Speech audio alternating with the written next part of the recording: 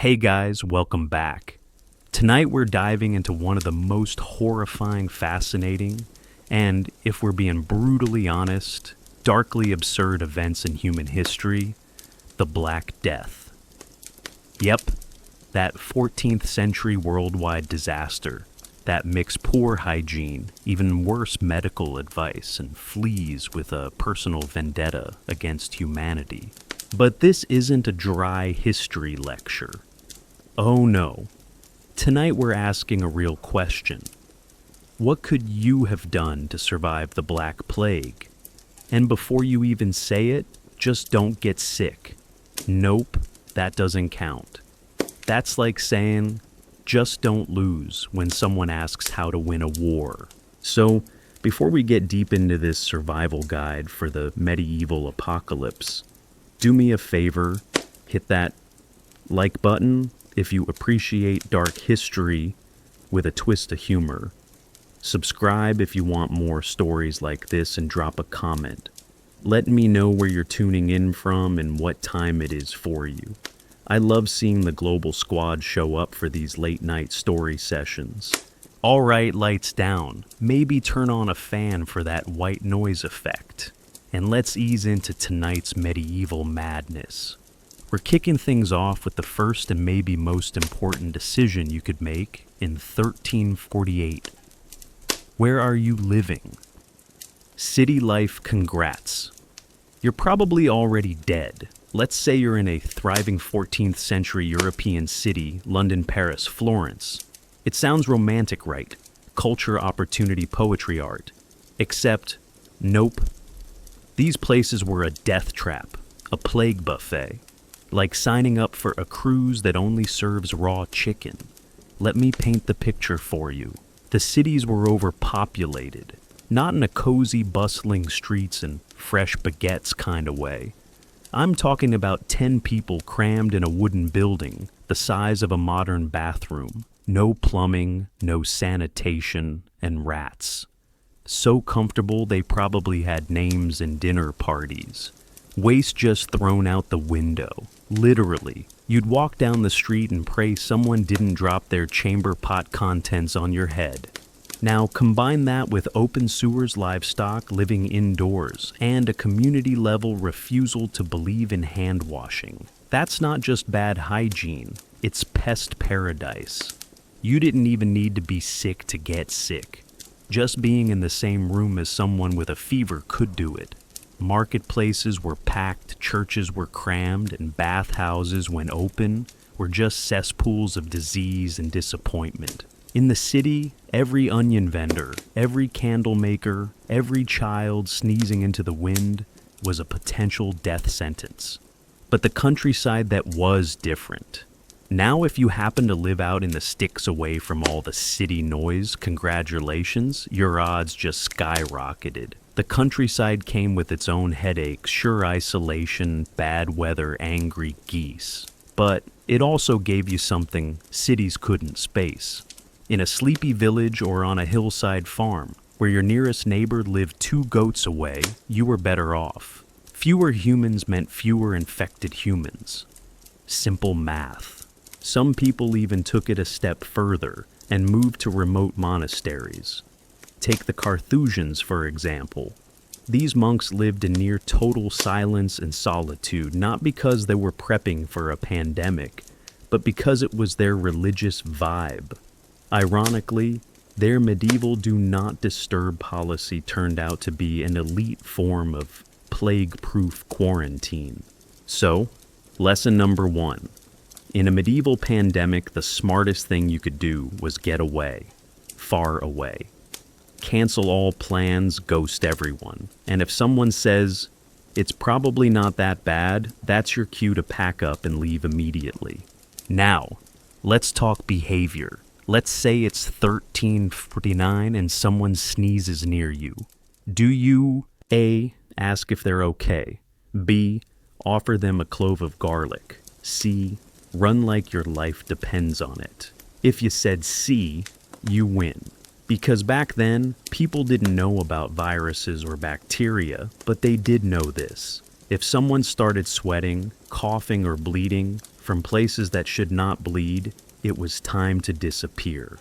They called it bad air or miasma. Not quite accurate, but the behavior it encouraged accidentally brilliant. People who avoided the sick stayed home or relocated to their grandma's goat shed in the hills had way better odds. Entire families locked themselves in and didn't come out for months. It was basically social distancing medieval edition. Yes, it was awkward when Cousin Gregory came knocking, begging for soup while sneezing through the keyhole. But guess what? You had to say no. Because letting him in meant you might all be dead by Sunday.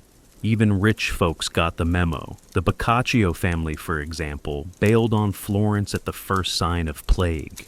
They went to the countryside, drank wine, told stories, and most importantly, had zero contact with peasants.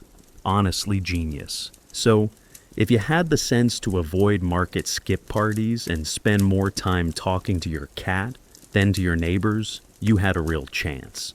Let's talk about fashion. Yes, your clothes could literally get you killed. The 14th century upper class loved layers. Long robes, fur-lined sleeves, heavy cloaks. That's not just drip, that's prime real estate for fleas. Thick fabrics were like 5-star hotels for parasites. Fleas would move in, set up little flea families, and ruin your whole week. Ironically, poor people with shorter tunics and tighter sleeves fared better. Linen simple and washable was way less attractive to fleas than your squirrel-trimmed velvet. Even worse, most people washed their clothes once every season, if that. Some didn't at all.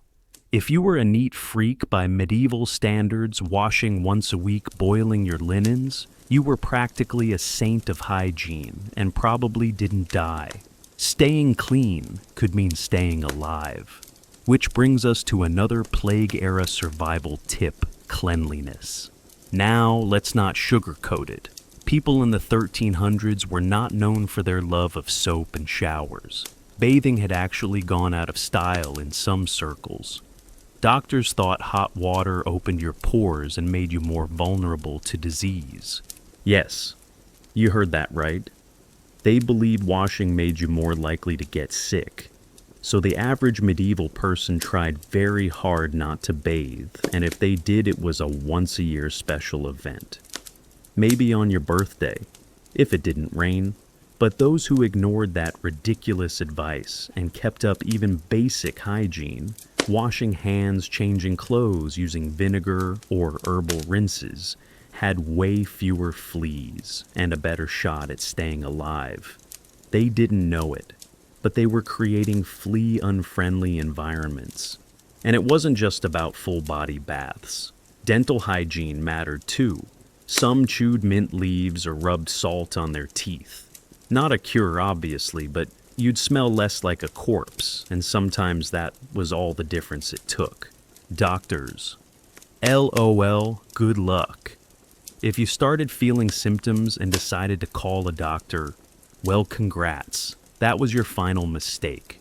Doctors in 1348 were working with exactly zero actual science. The dominant theory, the 4 humors, blood phlegm, black bile, and yellow bile. If you were sick, your humors were out of balance. The solution: drain some blood, stick leeches on your body, cut open a vein, and let the bad out, which also let you out. Enter the plague doctors, men in terrifying bird masks, stuffed with herbs and flowers to block out bad smells.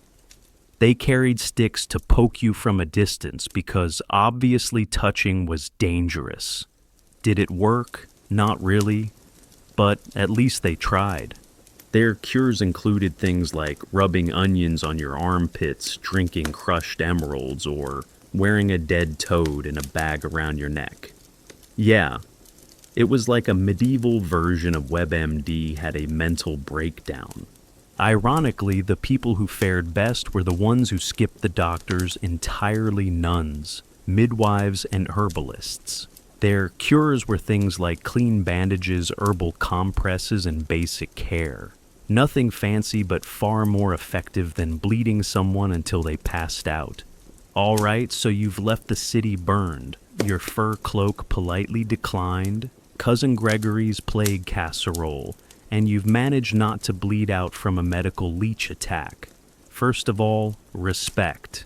But you're not safe yet. Because now, we've got to talk about something that most people in the 14th century didn't really think of as dangerous. But it was geography. Hills Nature's quarantine. Turns out where you lived wasn't just about your neighbors or the number of fleas you shared airspace with. It was also about elevation. If you were lucky enough to live up a hill, whether in a monastery, a goat farm, or just because you like dramatic sunrises, your odds of survival way better. Let's break it down. For starters, rats. The little plague chauffeurs of the medieval world were not fans of long climbs, cold winds, or thin air. They preferred cozy city streets full of trash and easy meals, not rocky terrain where the only buffet was cold soup and goat poop. Second, airflow. Higher elevation meant better ventilation. In cities, air stagnated. It was thick with rot smoke and medieval BO.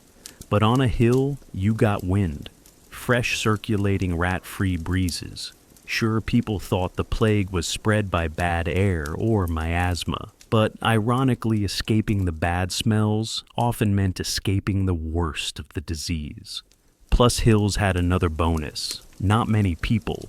No traffic, no crowds, no weird guy coughing into an onion at the marketplace. It was just you, your immediate family, and maybe an aggressively territorial rooster. Isolation was the name of the game, and the further you were from plague-ridden society, the longer you lived. Monks, the unintentional survivalists. Some monasteries were already set up in remote locations, miles from the nearest peasant. Not for pandemic reasons, but because monks liked peace, quiet, and not getting invaded. But when the Black Death hit, that quiet lifestyle turned out to be a medieval VIP pass to survival, especially for orders like the Carthusians, who lived in near total silence, avoided contact with outsiders, and spent their days in quiet prayer, not attending feasts or hugging infected pilgrims. Their routine: wake up, pray, eat from separate bowls, avoid everyone, chance sleep, repeat. Was it lonely? Probably. Did it involve a lot of awkward eye contact and suppressed sneezes? Maybe, but it worked. Isolation routine and a total absence of house parties was the perfect anti-plague combo. Of course, not all monks stayed safe.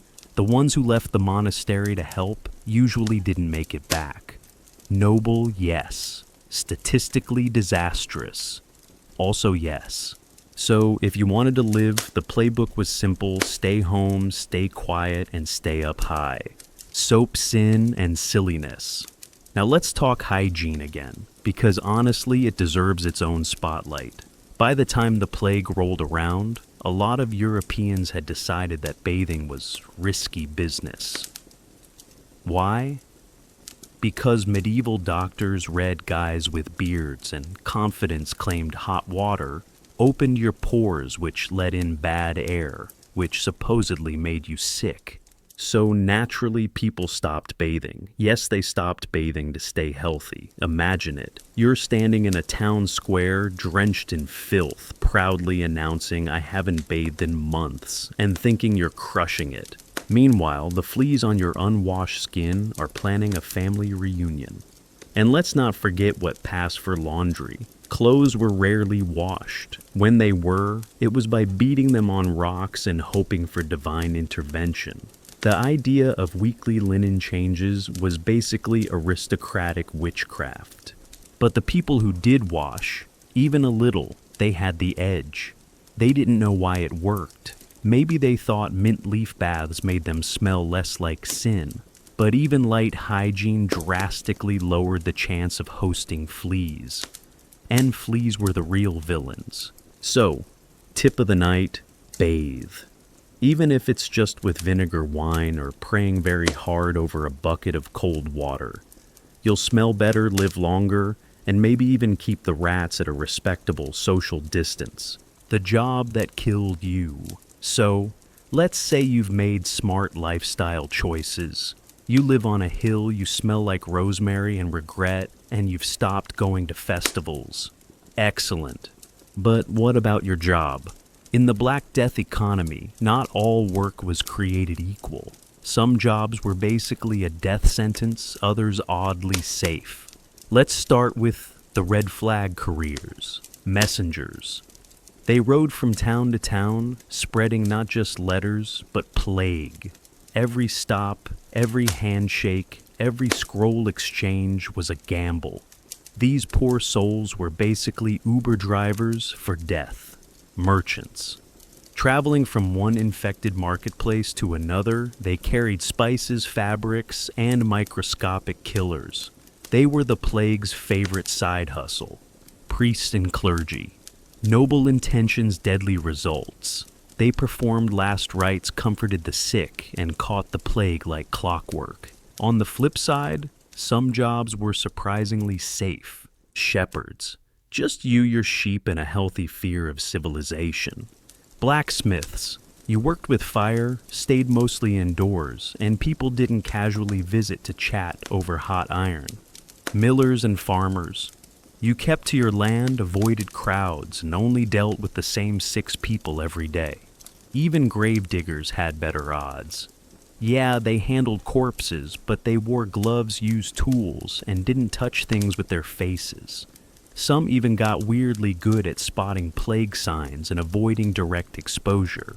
So if you wanted to survive the ideal resume, read something like independent worker, comfortable with solitude, mild fear of people, loves goats, food storage, the forgotten fight. Another huge factor, how you stored your food. Let's say you're living your best plague-free life, but you left a basket of bread under your bed. Boom, rat party, flea disco. Next thing you know, you're coughing and questioning every life decision. Smart households did weird stuff like storing grain in high bins, sealing it in jars, or even hanging boxes from the ceiling. Yes, literal medieval piñatas, except full of lentils instead of candy. The point was to keep rats out. Because rats didn't just bring fleas, they brought the fleas carrying Yersinia pestis, the bacterium behind the Black Death. Rats weren't just annoying, they were death on 4 feet. Also bonus shout out to cats. Cats were your only reliable line of defense against rats. Unfortunately, medieval folks thought cats were witchy, so they killed them, which surprise made the plague worse. No cats, and more rats, and more fleas, and more funerals. Lesson, save the cats. Lock your pantry, hang your food from the ceiling like you're camping forever. Trash matters. Last hygiene note, I promise, but this one is key. Where you threw your trash mattered. You couldn't just toss it outside your door and hope for the best. That's how you got a rodent condo complex right next to your sleeping quarters. The smart survivors.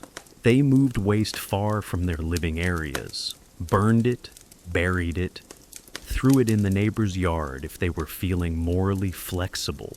The goal wasn't cleanliness, it was pest control. Anything you did to make your home less attractive to rats made it less attractive to fleas. And anything that kept fleas away, that was a direct line to staying alive.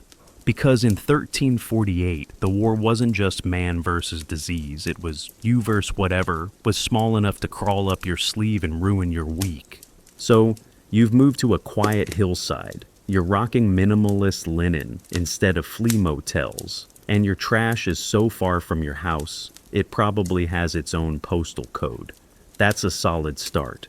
But there's another enemy lurking, one that's not covered in fur or hiding under your bed. No. This one's far more dangerous because it looks just like you, the panicked human. Let's talk about mobs myths and medieval misinformation. When the plague hits, so does the paranoia. We'd like to think that when disaster strikes, people come together, stay calm, and think rationally. But let's be real, in 1348 they absolutely did not. There were no public health officials, no news broadcasts, no scientists on TikTok saying, "Don't worry, we're working on it." Instead, when people started dying by the thousands, the average reaction was, "This is obviously someone's fault. Cue the torches." Entire towns turned into horror shows. Strangers were blamed, foreigners were blamed, Jewish communities were horrifically blamed and persecuted in countless cities across Europe. People believed wells were being poisoned, that the stars were angry, that God had finally had enough and was hitting the reset button. And if you were a little old woman who happened to own a lot of cats and some dried herbs, congratulations, you were now the local witch and probably in a lot of danger. It wasn't just prejudice, it was desperation in a vacuum. When you don't know what's causing the horror around you, it's easier to blame your neighbor than to admit you're powerless. And here's the kicker: gathering into angry mobs just made things worse. People clustered together, yelling and sweating, spitting out rumors and bacteria like it was a community potluck. While trying to solve the plague, they were literally spreading it. So, what did the smart people do? They disappeared. Quietly, no riots, no public accusations. Just a firm, silent exit from any crowd holding pitchforks and shouting Latin. Lesson here. In a pandemic, panic spreads faster than disease. And angry mobs aren't great at problem solving. They're just great at being loud, sweaty, and contagious. Garlic herbal armor, or smelly myth. Now, let's switch gears to a medieval favorite: garlic. Oh yes, garlic was the go-to plague protection item. People wore it, rubbed it on their skin, stuffed it into pockets, and hung it over doors like spicy vampire repellent. Some even wore it as necklaces, walking around smelling like a very confident lasagna. But did it work? Well, not really. At least not in the way they thought. People assumed garlic was strong smelling, and since bad air caused the plague, strong smells must be good, right? But here's the weird twist. Garlic does have mild antibacterial and insect repellent properties. So, accidentally, by walking around reeking of garlic, they might have made themselves slightly less tasty to fleas. Not immune, just mildly unappetizing. And in an era where being socially unapproachable might save your life, garlic had another accidental benefit. It kept people away. If you stank like death season soup, you weren't exactly getting a lot of hugs. But let's be clear, garlic wasn't magic. You couldn't just rub a clove on your forehead, walk through a plague ward, and expect to come out glowing. Especially if you were still wearing fur-lined plague couture and sharing drinking cups at your cousin's wake. So, was garlic a cure? No.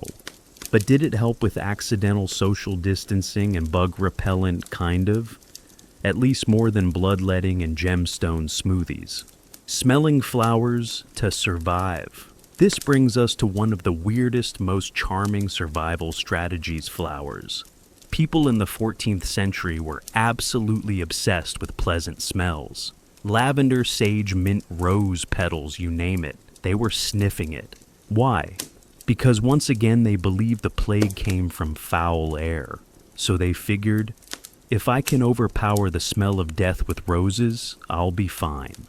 People carried little bundles of herbs called pomanders or nosegays. You've probably heard the line, "Ring around the rosy." Yeah, it's not just a creepy nursery rhyme. It's a reference to this exact thing. Were they effective scientifically? No. Symbolically, hugely. Carrying a bundle of flowers was a statement: I'm trying. I care about not dying. Please don't breathe on me. In fact, people who used flowers and herbs often belonged to the middle or upper classes. That meant they had access to cleaner homes, fewer crowds, and most importantly, some ability to isolate. The flowers didn't save them, but the lifestyle that came with them might have. They also used incense-simmered herbs on coals and kept rooms fragrant not because it was spa day, but because when 10 people shared a one-room hut, you needed all the lavender in the world to get through dinner. So, while sniffing flowers didn't protect you from fleas, it often correlated with less filth, fewer rats, and more self-awareness, which in a plague that's huge. Friendship was dangerous. Now here's a hard truth about 1348 that's still true today. In its own way, being social was hazardous to your health. Every hug, handshake, or borrowed mug was a gamble. Attending a wedding risk. Sharing a loaf of bread with your sick neighbor risk. Letting your coughing cousin crash on your floor risk. The introverts thrived. The guy who always said, "Nah, I'll skip it," and stayed home with his chickens, he lived. People who refused to go to markets, avoided festivals, and skipped Sunday feasts were seen as weird until everyone else started dying. Then suddenly antisocial behavior was rebranded as wise pandemic strategy. Even religious groups got the hint. Monasteries would isolate sick members into separate wings. Wealthier families split up into clean and suspiciously sneezy zones. And if someone sneezed at the dinner table, that was the medieval equivalent of getting blocked and reported. Smart survivors kept their circles small. Really small. Like you, your cat, and a wall between you and grandma small. Friendship didn't disappear, but it got selective. If someone knocked on your door saying, "I think I'm fine, just a little cough," the correct response was, "Cool, see you next spring." Sometimes it was just luck. Here's something nobody likes to admit: you could do everything right and still die. And you could do everything wrong and somehow survive. That's because the plague was ruthless and random. Sometimes a single flea bite was all it took. Sometimes a whole family lived in a house full of death and made it out without a scratch. But the odds were better if you were boring. Seriously.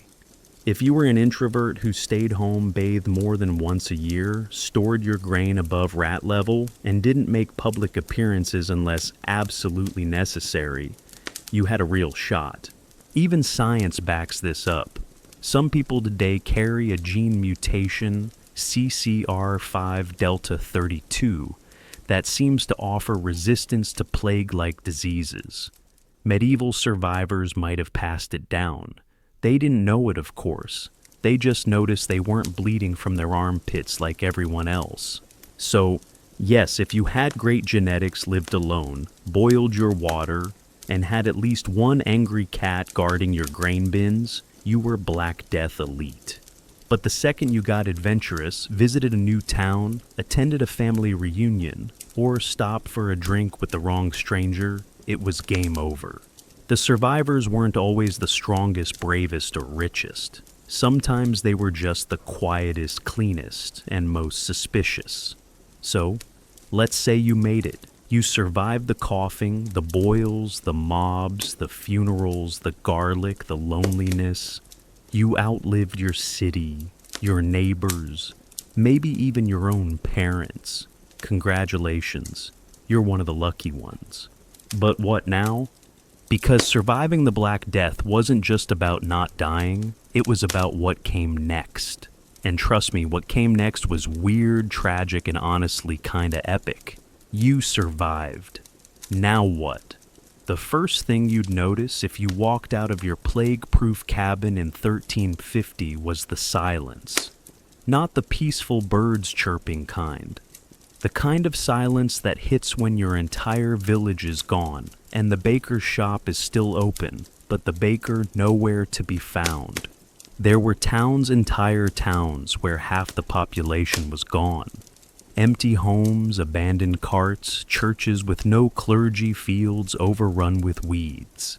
It wasn't just a health crisis, it was a societal reboot. You'd also notice that rules kinda didn't matter anymore, because half the people who enforced them were dead. Suddenly, class lines blurred. Serfs moved into empty manors. Some peasants claimed land that wasn't theirs, simply because no one else had survived to stop them. It was like Monopoly, but if every other player flipped the board and left mid-game. For some, this was a chance to start over. For others, it was devastating isolation. Imagine being the only person left on your street. Every door you knock on, no answer. Every familiar face gone. Some people couldn't handle it. Survivors' guilt, trauma, loneliness, it was overwhelming. Not just emotionally, but spiritually. Many thought the world was ending, that God had abandoned them, that maybe they'd survived only to be cursed to watch everything fall apart. The people who wrote it all down. And then amid the ruin came a strange kind of second wave, the writers. The survivors who picked up a quill and tried to make sense of it all. These weren't just historians. They were diary keepers, scribes, monks, people who needed to process what had happened and ended up documenting one of the most catastrophic events in human history. Take Giovanni Boccaccio, for example. He survived the plague in Florence and wrote the Decameron, a collection of stories told by a group of friends hiding in the countryside to avoid the disease. It's tragic, funny, absurd, and deeply human. Basically medieval therapy. Then there were anonymous monks in places like Yorkshire who simply wrote, "A great pestilence came. Many died. Short, yes, but powerful." Because those scribbles are how we know they were there. They lived. They saw. They remembered. Some even documented how communities responded, which villages panicked, which ones helped each other, who blamed the wrong people, who found a way to keep going. These accounts weren't just logs. They were receipts, proof that someone made it through and had the clarity to say, "Here's what happened. Here's what we did. Don't do this again."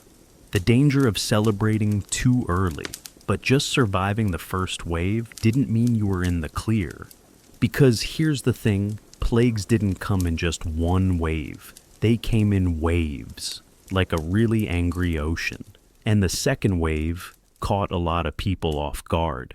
After the worst seemed over, towns started reopening, churches filled back up, markets buzzed again. People hugged, feasted, danced, and drank like the end of the world had been canceled. "Phew, that was rough," they said. "Time to party."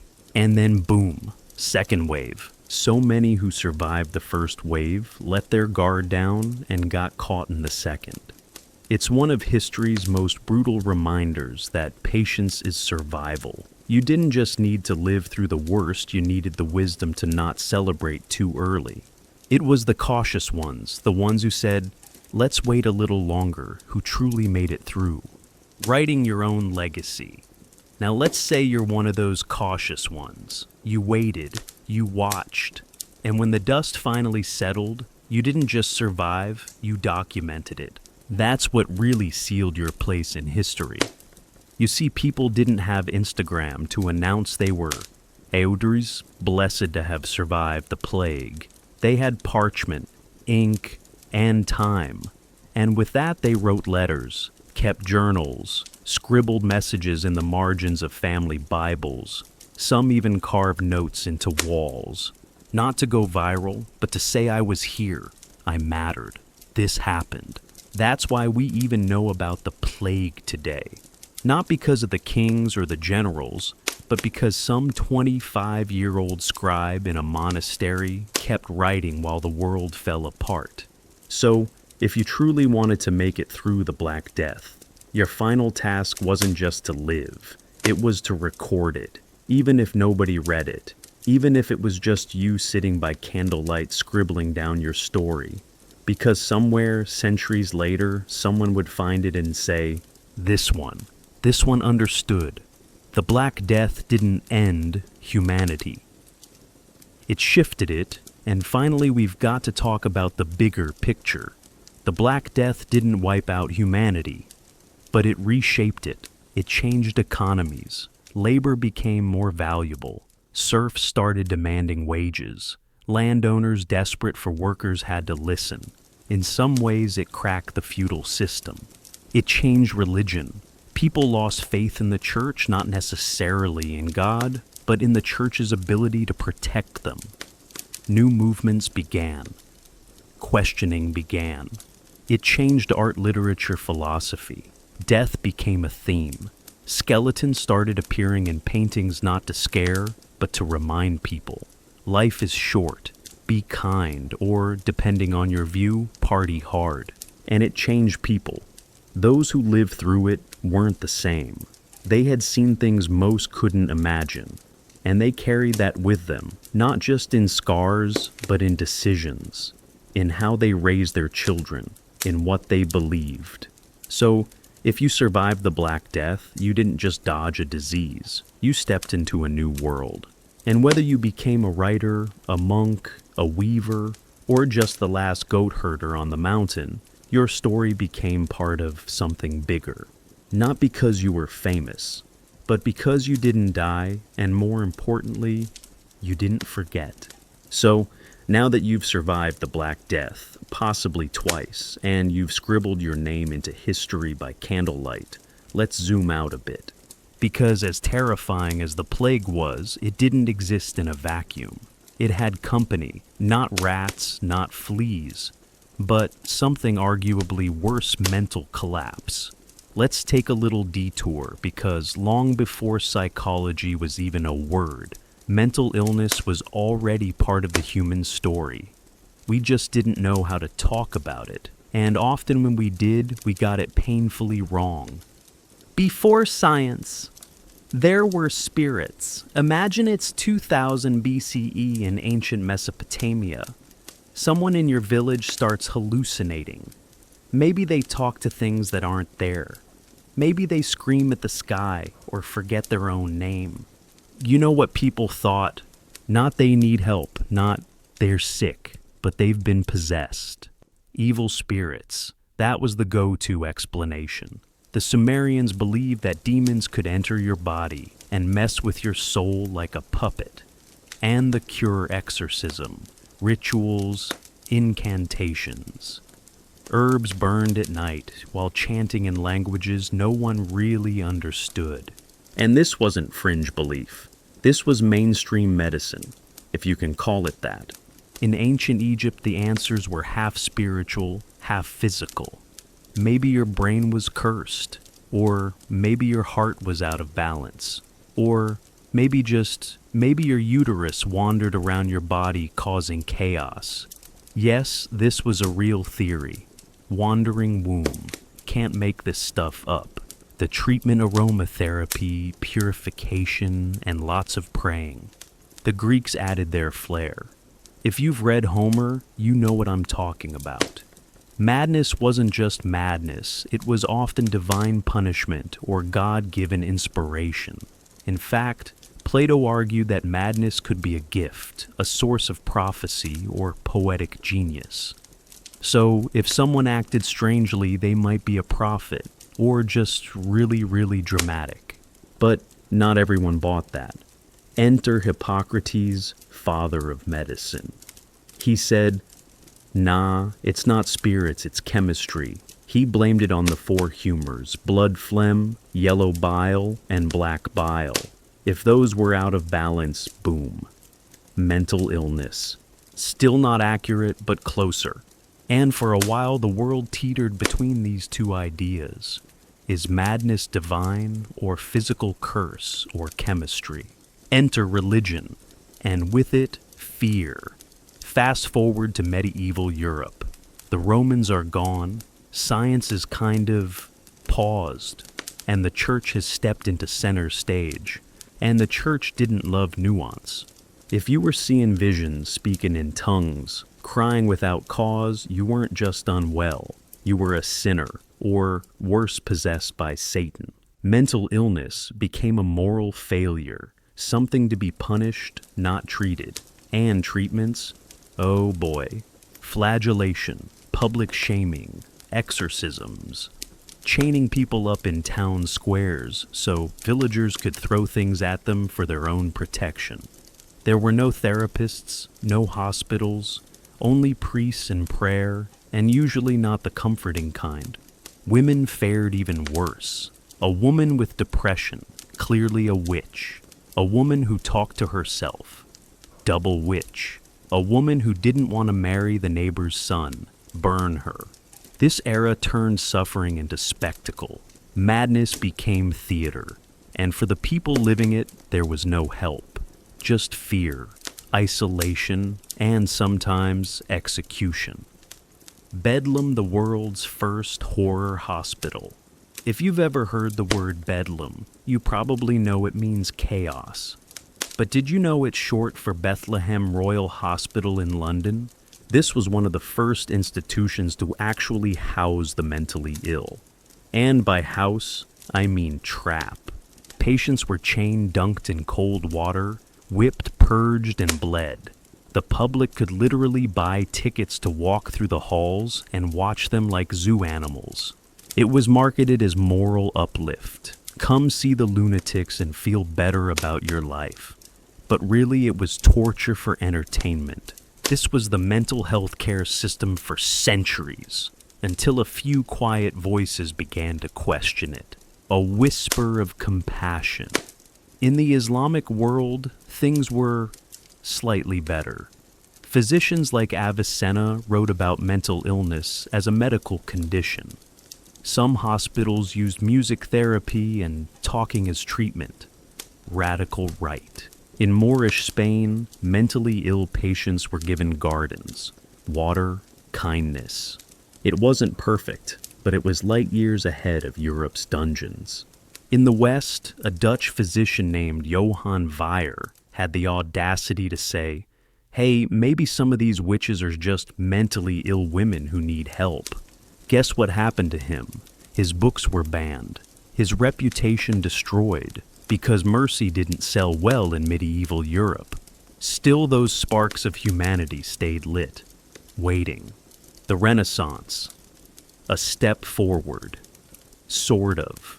When the Renaissance hit, people got excited about the body again. Art, anatomy, science. They dug up Greek texts and said, "Let's try this Hippocrates guy again." Mental illness started getting physical explanations again. Imbalance, temperament, nerves. The treatment diet, rest, astrology. Because sure, why not? They even tried spinning people in chairs to reset their brains. It was basically early neuroscience, without the science. And women still labeled hysterical. The wandering womb theory still going strong. It wasn't all bad though. Some doctors tried documenting symptoms, writing things down, observing patterns. It was slow, clumsy progress, but it mattered.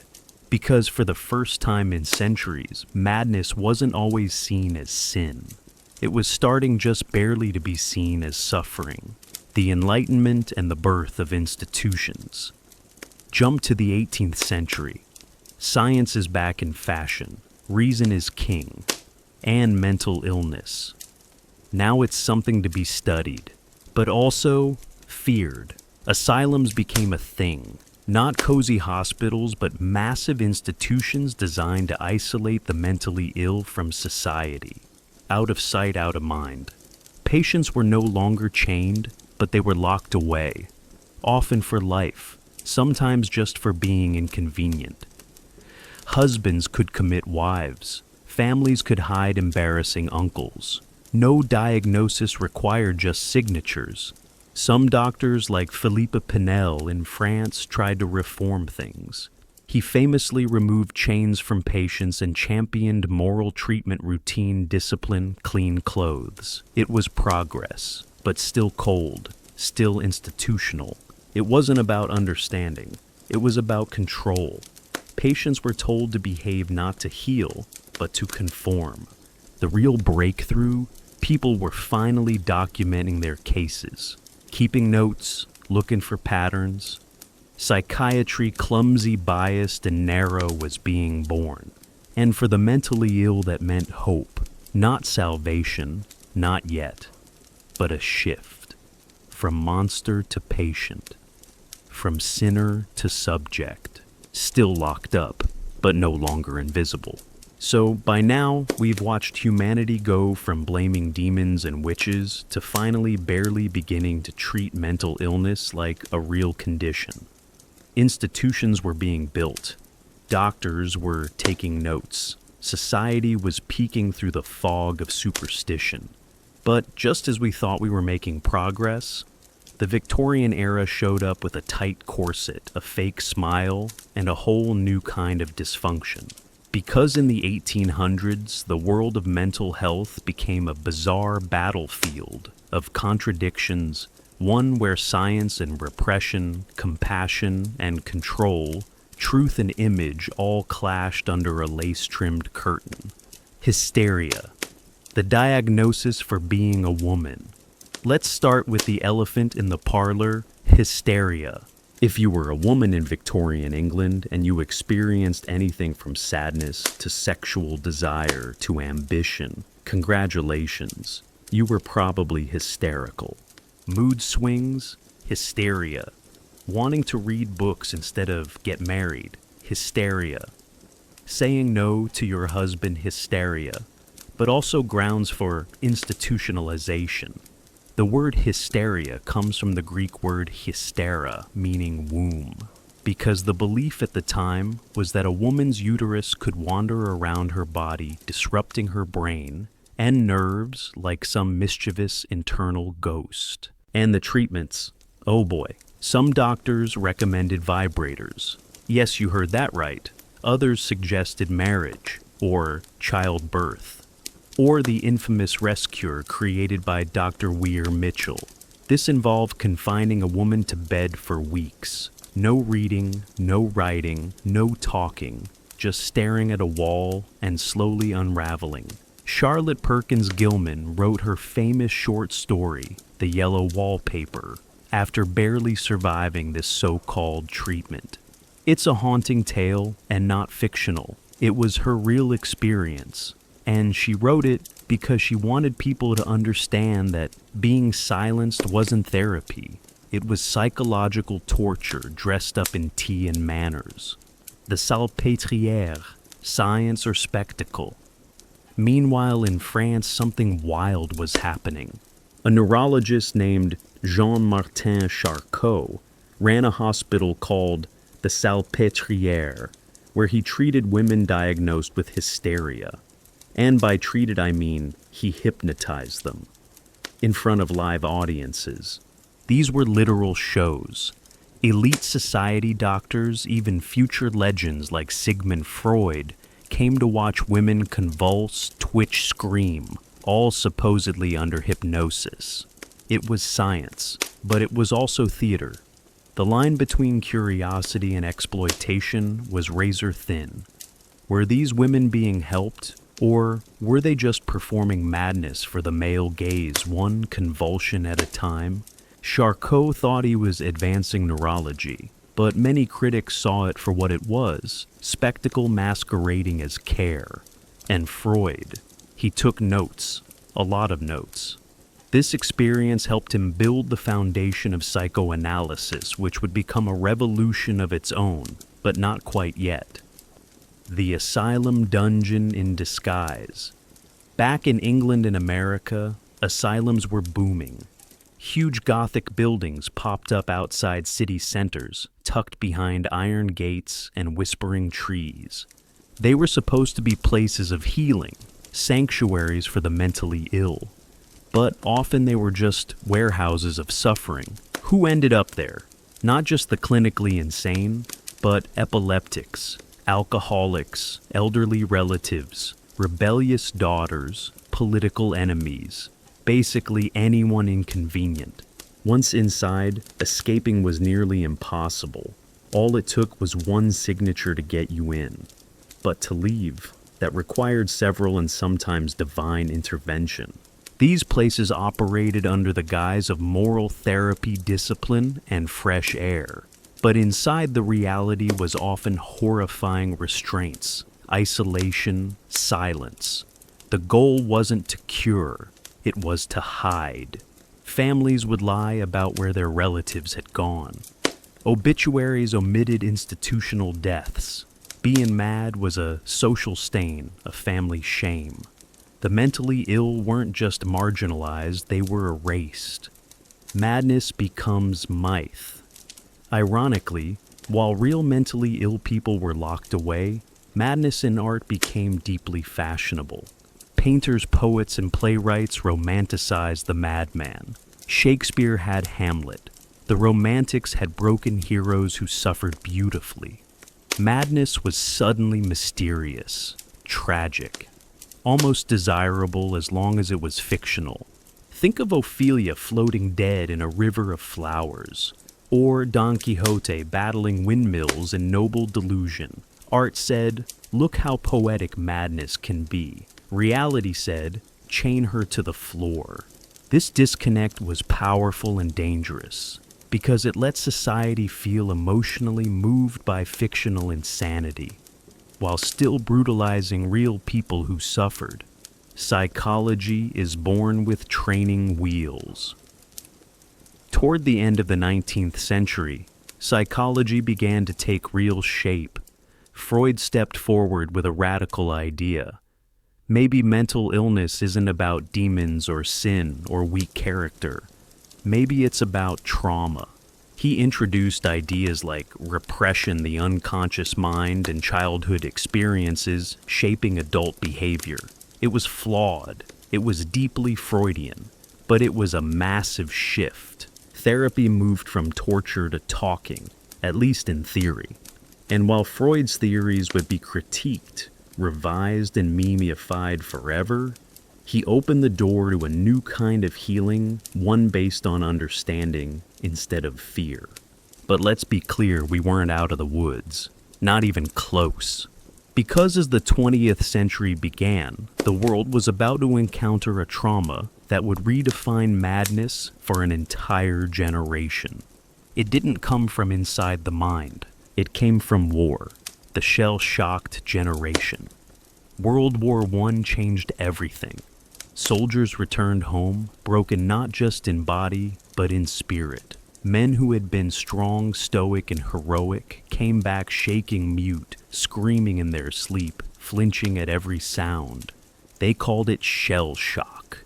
At first they thought it was caused by the vibrations of explosions, but it quickly became clear this wasn't about noise. It was about trauma.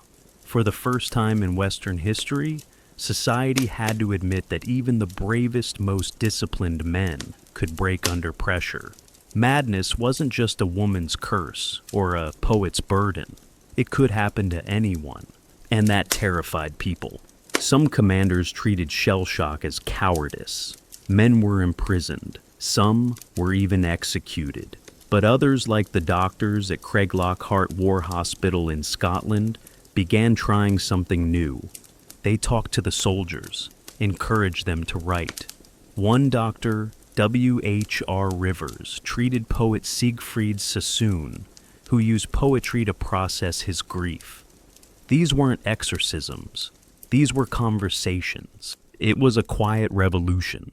War cracked the mask. It exposed the truth. Mental illness wasn't weakness. It was woundedness, and it demanded care. And that, my friends, brings us to the modern world, where the science got sharper, but the ethics not always. Because in the 20th century, we stopped blaming demons and started operating on brains. But we'll get to that next. So, we've left the age of witches' asylums and smelling salts behind, and we've stepped into the 20th century, an era that promised progress. But like most promises made during the rise of modern science, this one came with a catch. Because while the 1900s brought breakthroughs in medicine, psychology, and diagnostics, it also ushered in some of the most invasive, brutal treatments for mental illness the world had ever seen. Welcome to the era of wires, needles, and ice picks. The lobotomy. Fixing the brain by destroying it. Let's start with the one word that sends shivers down every psychology student's spine: lobotomy. Invented by Portuguese neurologist Antonio Egas Moniz in the 1930s, the lobotomy was meant to be a miracle cure for severe mental illness. The idea was simple. If you disrupt the connections in the brain's frontal lobe, you could quiet the chaos inside. And in some cases, it worked. Patients stopped screaming, stopped crying, stopped reacting. But that's the thing. They didn't heal, they just shut down. Moniz even won a Nobel Prize for it. But it wasn't until the method hit American soil that it turned into an assembly line of horror. Enter Walter Freeman, an ambitious American physician who made the lobotomy faster, cheaper, and disturbingly more casual. Freeman developed the transorbital lobotomy, also known as the ice pick lobotomy. Here's how it worked. Take a sharp metal tool, slide it above the eyeball, tap it with a hammer through the eye socket, wiggle it around to sever brain tissue. Done. No operating room needed, just a chair, a mallet, and a man who believed he was saving lives. He performed thousands, sometimes dozens in a single day, on war veterans, on housewives, on children. Yes, children. Some patients were rendered passive. Others couldn't speak, walk, or remember who they were. Some died. Many never truly came back. It wasn't medicine. It was control disguised as care. And yet for decades it was accepted because society preferred silence over complexity. Electroconvulsive therapy, ECT, shock and hope. If the lobotomy was the blunt force trauma of mental health, ECT was its lightning strike. Electroconvulsive therapy involved passing electricity through the brain to trigger controlled seizures. Early versions had no anesthesia, no muscle relaxants, just straps and voltage. It looked terrifying. It often was. Patients were traumatized. Memory loss was common.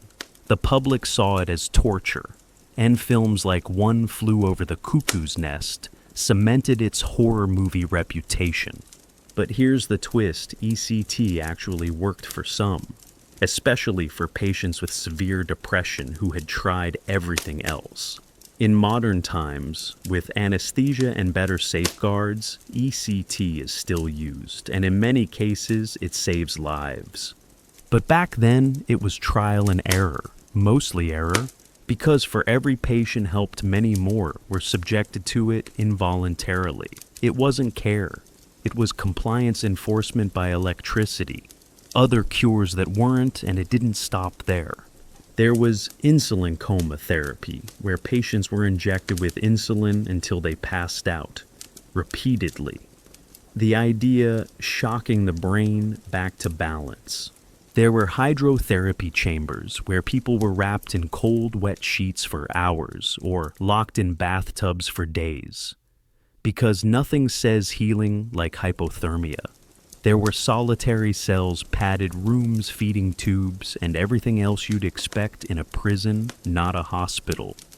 Mental illness was seen as a mechanical failure, and the solution: tinker with the machine until it either behaves or breaks. But here's the darkest part. Families signed off on it. Not because they were cruel, but because they were told these treatments would bring their loved one back. And often it did, just not in the way anyone imagined. The asylums swell, then start to crack. Meanwhile, as treatments grew more intense, the asylums just kept filling. By the mid-20th century, psychiatric institutions across America and Europe were bursting at the seams. Some held thousands. Staff were overworked, underpaid, and often untrained. Abuse was rampant. Neglect was normalized. The mentally ill weren't patients. They were inmates. Once again, the mission wasn't to help. It was to contain. It wasn't unusual for people to spend decades in institutions, not because they were dangerous, but because society had nowhere else to put them. They were forgotten, buried alive in a system that called itself civilized. but change was coming. It didn't arrive in a lab. It came from a whisper. The whisper that became a movement. By the 1950s and 60s, the world was shifting. War had come and gone twice. Civil rights were rising. And people were starting to ask dangerous questions like, why are we locking people away? Do they have rights? What if we're the broken ones for treating them this way? And then science finally caught up with empathy. Antipsychotic medications like Thorazine entered the picture. These drugs weren't perfect. Side effects were brutal. But for the first time, some patients could live outside institutions. They could work, talk, think, function. It was a turning point. And paired with growing political pressure, it sparked something big. Deinstitutionalization, the Great Release. In the 1960s, U.S. President John F. Kennedy, whose own sister had undergone a botched lobotomy, pushed forward mental health reform. The plan: shut down the massive dehumanizing asylums, build community mental health centers, offer therapy housing support, let patients live with dignity. It was called deinstitutionalization, and at first it felt like justice. Thousands of patients were released. Hospitals closed their iron gates. But then the cracks appeared. The community centers underfunded. Some were never built at all. Social workers were overwhelmed. Families unprepared. Medications were expensive or mismanaged. Many patients ended up homeless. Others landed in jails. It was progress, but with no safety net. The institutions were gone. But the systems that were supposed to replace them never arrived in full. And the fallout, we're still living it. So, the doors of the asylums have swung open. The padded cells are emptying. The straitjackets are slowly vanishing from sight. It's the late 20th century now, and mental illness is no longer chained to the floor or electrocuted into silence. Instead, it's stepping awkwardly unevenly into the light of modern society. But just because we stopped locking people away doesn't mean we started truly seeing them, or helping them, or understanding what they were going through. This is the era of progress wrapped in red tape of freedom, without support of therapy on paper, but not always in practice. Let's talk about what came next, and where we still struggle today. Welcome to the modern era. Talk drugs and diagnoses. By the 1980s and 90s, psychology had gone mainstream. Terms like bipolar disorder, PTSD, OCD, depression, schizophrenia, they weren't just reserved for textbooks anymore. People were talking about them. Quietly at first, but then more loudly, more boldly. Therapists moved from back alley offices to insurance provider networks. Medications like Prozac and Zoloft exploded into public consciousness. TV shows made therapists look smart, relatable, sometimes even funny. And honestly, that was a huge step forward. Mental illness stopped being just about madness and started being framed as a spectrum. A range of conditions that didn't define a person, but shaped how they lived. People were encouraged to open up, to ask for help, to try therapy, to take medication. And in some places, for some people, it worked. But here's where the hopeful story gets messy. Because while the language of care was spreading, the reality of care was still deeply broken. The therapy industrial complex. Therapy became a billion-dollar industry, but access still wildly unequal. If you had money, you could get the best therapists, regular sessions, personalized treatment plans. If you didn't, you might wait months just to see a burnt-out caseworker for 15 minutes and walk away with a prescription and no follow-up. In rural areas, therapists were scarce. In inner cities, clinics were underfunded. In immigrant communities, mental illness was still heavily stigmatized. Even when help was available, the system was complicated, overwhelming, and often deeply impersonal. Insurance companies reduced human experience into diagnostic codes. Patients became checkboxes. If you didn't fit neatly into a category, too bad. You were shuffled off to someone else, or told to come back next month, or worse, not taken seriously at all. Medication miracles and missteps. Let's talk about meds. On one hand, they've been life-changing. Antidepressants, mood stabilizers, antipsychotics. These aren't miracle pills, but they can make a huge difference. They can help someone get out of bed, reconnect with their family, hold a job, reclaim a sense of self. But medication also became a shortcut, a one-size-fits-all solution handed out without full understanding of side effects, underlying trauma, or lifestyle context. Children were medicated at record rates. ADHD diagnoses exploded. Antipsychotics were prescribed for everything from insomnia to mild anxiety. And withdrawal from some of these medications, brutal. The pharmaceutical industry, for all its innovation, also turned pain into profit. It's not that meds were bad. It's that they were treated like band-aids for bullet wounds. The rise of pop psychology and self-diagnosis. Then came the internet. Suddenly, psychology wasn't just in textbooks. It was on Tumblr, Reddit, YouTube, and eventually TikTok. People began sharing their stories. Here's what anxiety feels like. This is how I experience depression. I have borderline personality disorder. Ask me anything. And for many, that was revolutionary. It made people feel less alone, more understood. It created community in ways that therapists sometimes couldn't.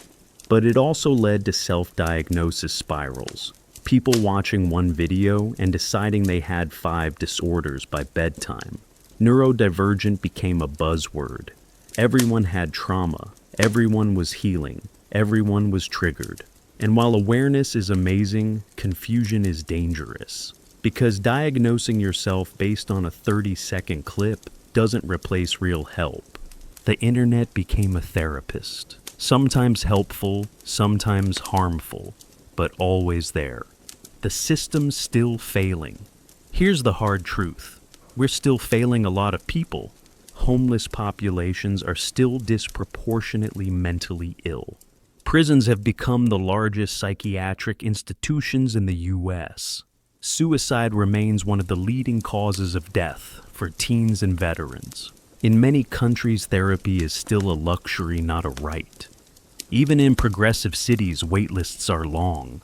Good therapists are hard to find, and insurance a nightmare. For millions, mental health care is still just a dream on paper. We talk about checking in on your friends and ending the stigma, but when someone breaks down in public, our first instinct is still to look away, to call security, to feel fear, not empathy. Why? Because we haven't fully unlearned the old narratives, the ones that told us mental illness is dangerous, scary, shameful. We've rebranded it, but we haven't reckoned with it. But there is hope. Here's the good news. We're in the middle of something big. A global shift, a collective exhale. More schools are introducing mental wellness programs. More companies are offering mental health days and therapy stipends. More celebrities are speaking out. More students are becoming therapists. More people are choosing to listen instead of judge. The rise of trauma-informed care, peer support, neurodiversity movements. These aren't trends. They're the foundation of something better. For the first time, we're not just asking, what's wrong with you? We're asking, what happened to you? We're recognizing that healing isn't linear, that medication isn't weakness, that therapy isn't shameful, that you can be broken and brilliant, that survival isn't just a biological win, it's an emotional one. And yes, we still have miles to go. But we're finally walking in the right direction. Together. So here we are, deep into the 21st century. Mental illness is no longer hidden in the basement. It's no longer burned out of people, or prayed out or shocked into submission, at least not in the way it used to be. Instead, it's on the news, it's in politics, it's in classrooms, break rooms, Zoom meetings. We tweet about it. We post infographics. We text our friends to say, "I'm not okay." Mental health has finally entered the cultural bloodstream. But there's something strange happening too.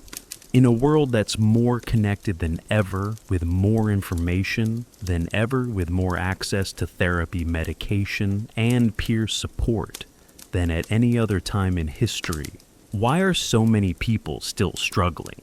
Let's talk about that. The anxiety epidemic. Right now, we're in the middle of a different kind of pandemic, one that's not caused by bacteria or viruses. It's called anxiety. You can feel it humming under the surface of modern life, in our phones, in our headlines, in the constant pressure to perform, to post, to keep up. Young people today report the highest levels of anxiety in recorded history. College students, teenagers, even children. Why? Because we live in a world that never turns off. Every moment is broadcasted. Every thought judged, every mistake remembered. We're surrounded by curated perfection and filtered happiness and told to compete with it. We've gamified our lives, likes, shares, views, followers. The currency of approval is digital now, and it never deposits enough. Even therapy, once a sacred space, can feel like a productivity tool. Fix your mindset, hack your brain, be more resilient. But anxiety doesn't care about your optimization schedule. It shows up uninvited, and it lingers. The loneliness epidemic, and right beside anxiety, loneliness. Despite social media, or maybe because of it, people feel more isolated than ever. A 2023 study called Loneliness: A Public Health Crisis. Not just emotional, but physical. Chronic loneliness increases your risk of stroke, heart disease, dementia. It literally reshapes your brain. We were made for community, for presence, for face-to-face empathy. But modern life has traded that for convenience. We order groceries without seeing a cashier. We text instead of talk. We work from home, live alone, and scroll through other people's highlight reels while eating dinner in silence. And when someone says, "I feel alone," we often reply with emojis. But an emoji isn't a hug, and a like isn't love. The trauma generation. Another huge piece of today's mental health crisis is trauma. Not just the obvious kinds: war, abuse, disaster, but the slow, quiet ones, the generational ones, the normal ones. The trauma of growing up unseen, of being told emotions are weakness, of being raised by parents who were never taught how to regulate their own nervous systems. We're now in an age where people are unpacking decades of generational pain. And that's good, necessary, but also exhausting, because healing isn't just bubble baths and journaling. It's grief, it's anger, it's confronting things that were never supposed to be spoken out loud. It's realizing that "I am fine" was a lie you inherited. That's why so many millennials and Gen Zers are in therapy, not because they're soft, but because they're finally brave enough to break the cycle. They're not broken, they're just unlearning. The system still hasn't caught up. And while individual awareness has skyrocketed, the system still dragging its feet. Therapists are overwhelmed. The good ones have wait lists 6 months long. Insurance barely covers anything. Crisis hotlines are underfunded. And for marginalized communities, people of color, LGBTQ+ immigrants, the barriers are even higher. Add to that the mental toll of climate anxiety, political division, economic instability, and you've got a generation that feels like it's constantly running on emotional fumes. We're asking individuals to carry the weight of systemic failure, to self-care their way through structural trauma. It's like handing someone a yoga mat and saying good luck surviving late-stage capitalism. Helpful maybe, but not enough. The paradox of progress. So here's the paradox of modern mental health. We're more aware than ever. We've removed so much stigma. We've opened the doors. We've started real conversations. But at the same time, we've medicalized human emotion. We've monetized vulnerability. We've turned healing into a hustle. Do your shadow work. Get on the right meds. Manifest your peace. And if you still feel sad, that's on you. We're treating emotional suffering like a customer service issue. But healing isn't a checklist. It's a lifetime of learning to live with yourself, of making space for sadness without judging it, of letting go of shame, of sitting with pain without rushing to cure it.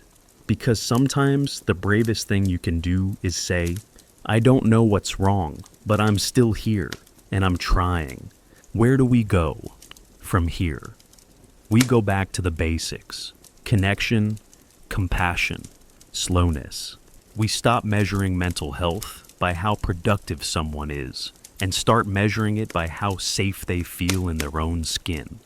We stop asking people to bounce back and start asking, what do you need? We teach kids that crying isn't weakness, that rest isn't laziness, that healing doesn't look the same for everyone. We remember that every person you meet is fighting a battle you can't see, and we choose kindness anyway. Not just because it's nice, but because it's medically necessary. Because the human heart was never designed to carry so much alone.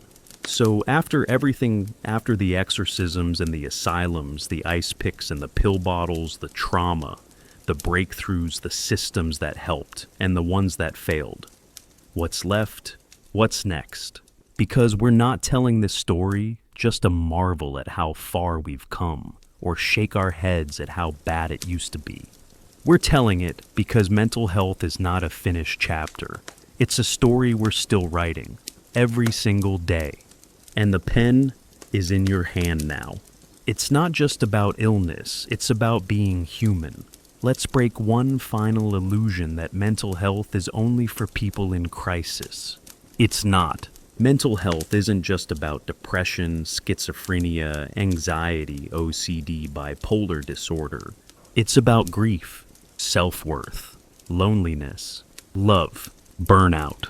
It's about how you talk to yourself when no one's listening. It's about whether you feel safe in your body. It's about how you wake up in the morning and whether you even want to. It's about the human condition. And the truth is, we all struggle. Every single one of us. Even the people who seem like they have it all together. Especially them. Mental health isn't a niche concern. It's a universal reality. And the sooner we accept that, the sooner we stop othering people with diagnoses, the sooner we say, you're not crazy, you're human, and that's enough. Small acts save lives. Here's what doesn't get enough attention. You don't have to be a therapist to make a difference. You don't need a PhD to save a life. You just need to be present, to notice the friend who's gone quiet, to text thinking of you, to say I'm here and mean it, to listen without fixing, to sit with someone in their pain and not flinch away. Sometimes the greatest gift you can give is your calm presence in someone else's storm.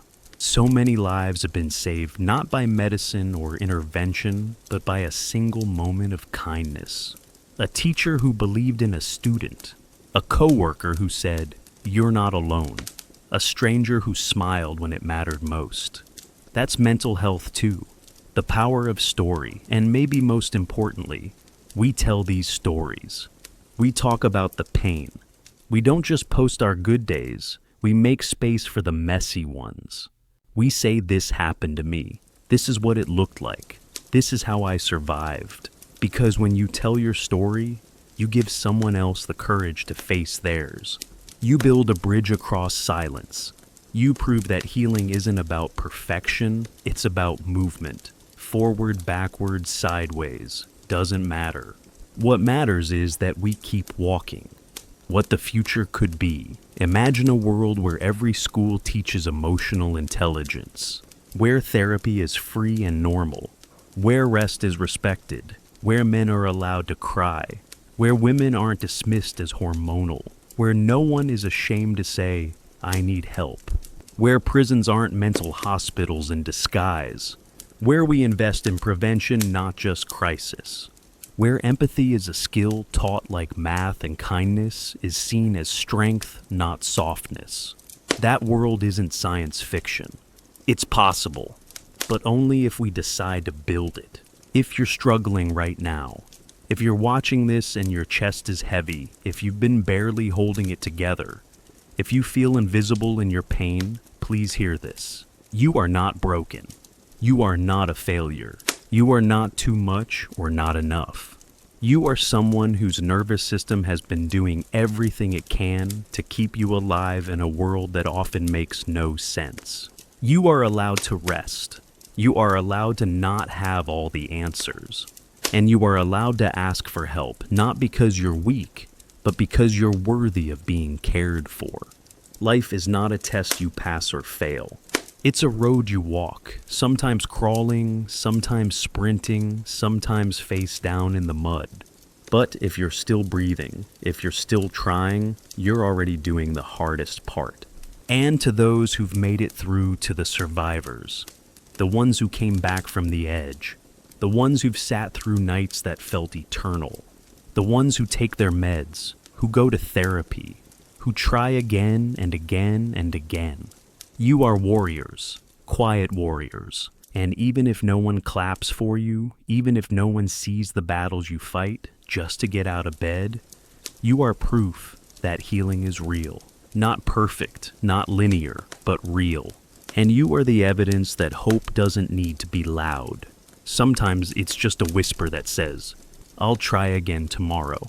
Throughout history, mental illness has worn many masks, from demonic possession to divine madness, from hysteria to scientific diagnosis.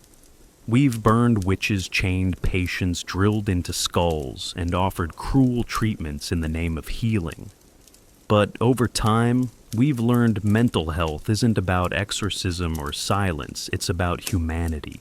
From ancient Mesopotamia to Freud's Vienna, from the horrors of Bedlam to the birth of therapy, this journey has been marked by both brutality and breakthrough. The 20th century brought medication community-based care and a massive shift toward acceptance, but also new challenges, over-medication, systemic neglect, and the rise of loneliness and anxiety in our hyper-connected world. Today we face a paradox.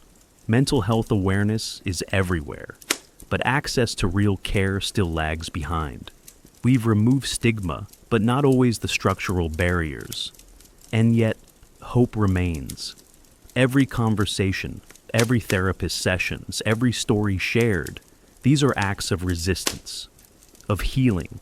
Mental health is not just about illness. It's about life, about grief, identity, connection, and survival. It touches everyone, and it requires all of us to care not as professionals, but as people. The future is unwritten, but if we write it together with empathy, courage, and honesty, it could look like a world where healing is not a privilege, but a right. So, let's keep telling the story. Let's keep choosing compassion. Let's keep showing up for each other and for ourselves every single day.